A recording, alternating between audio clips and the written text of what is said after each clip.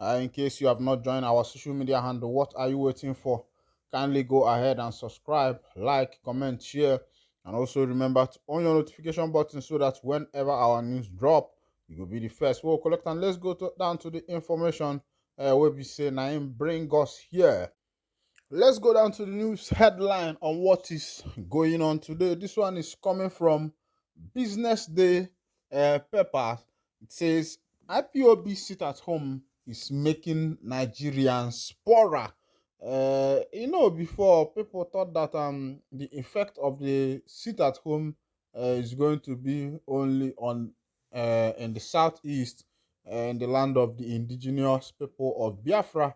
But little did they know that whatever that is happening in the southeastern part of Nigeria is going to affect the whole of the nation, because southeast is more of the hub of business in Nigeria and also the hub of consumption, because I don't think say Hausa man dey chopulate like the way Igbo man dey chopulate. Yoruba man sef no dey chopulate like the way Igbo man dey chopulate. Igbo man likes to live life. He likes to enjoy himself.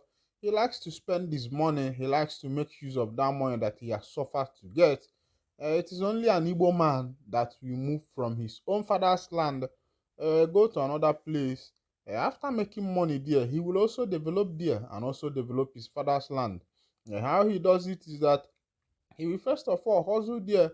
Maybe he did not come there with any money, but most he will make money there.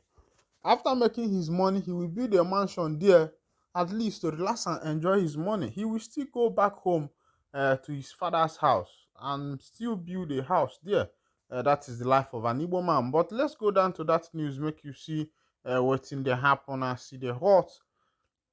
On July 12th, 2023, the factional leader of the indigenous people of Biafra IPOB, Simon Ekpa, announced plans to declare a sit-at-home in Lagos State. The sit-at-home was in demand after Kano's release. Kano is a British Nigerian political activist who advocates for the secession of an independent of Biafra from Nigeria.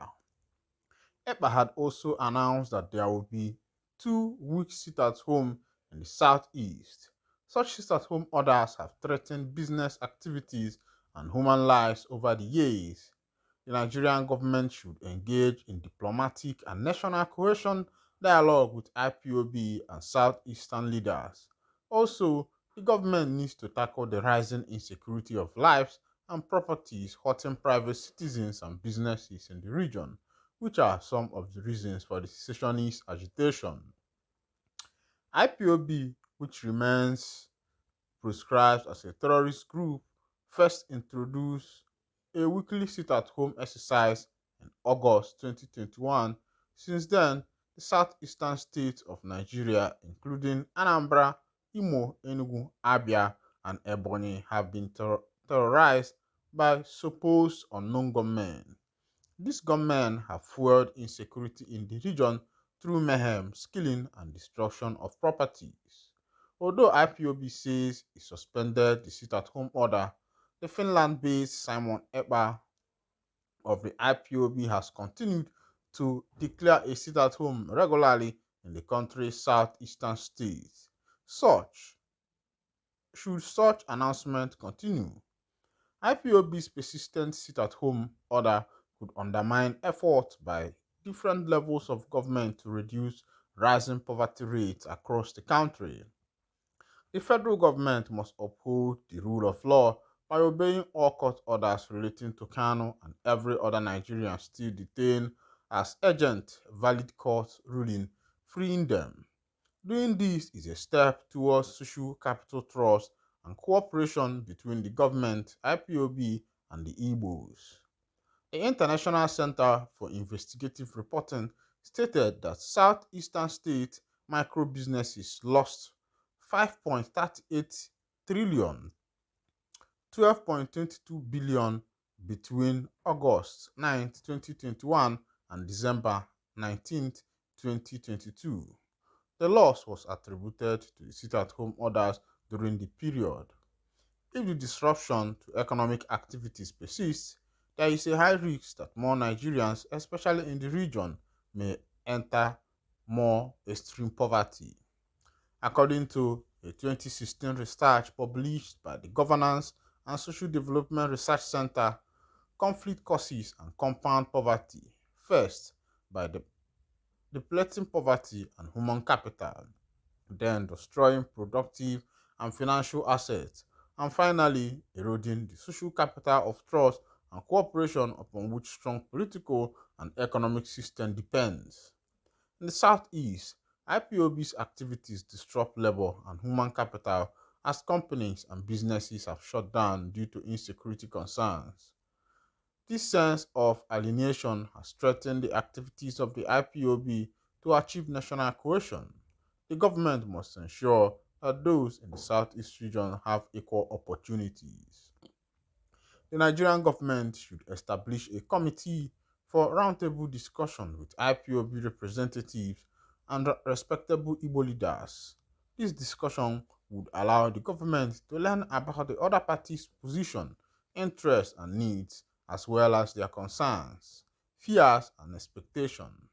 A constructive dialogue involving leaders from the affected states, IPOB representatives, and the federal government is a starting step towards bringing peace to the southeast. Many harbor a deep sense of alienation due to the Nigerian government's exclusionary policies that marginalize the Igbo public political and economically. The sense of alienation has strengthened the activities of IPOB to achieve national cohesion. The government must ensure that those in the southeastern region have equal opportunity. The government should ensure zero ethnic discrimination in all civil, social, economic, and political activities. Equally, federal security agencies should swiftly protect the affected states against rogue gunmen.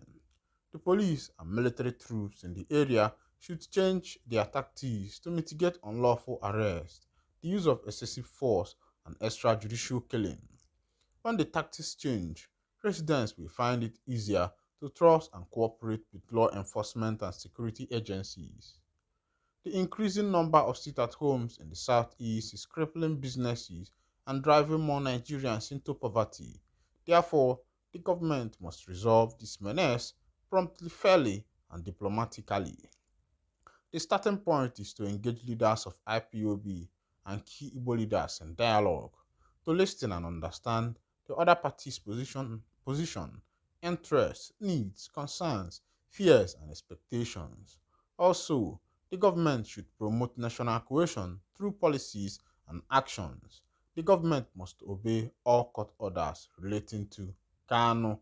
When I don't see as it dey happen, this is an information coming as a result of the sit-at-home order that is currently going on in the Biafra land, and some people have started lamenting on the cause and the effect of the sit-at-home. Before, many thought that this sit-at-home was only affecting Ndi Igbo, but without knowing that as a result of this sit at home, that Nigerians as a whole are affected.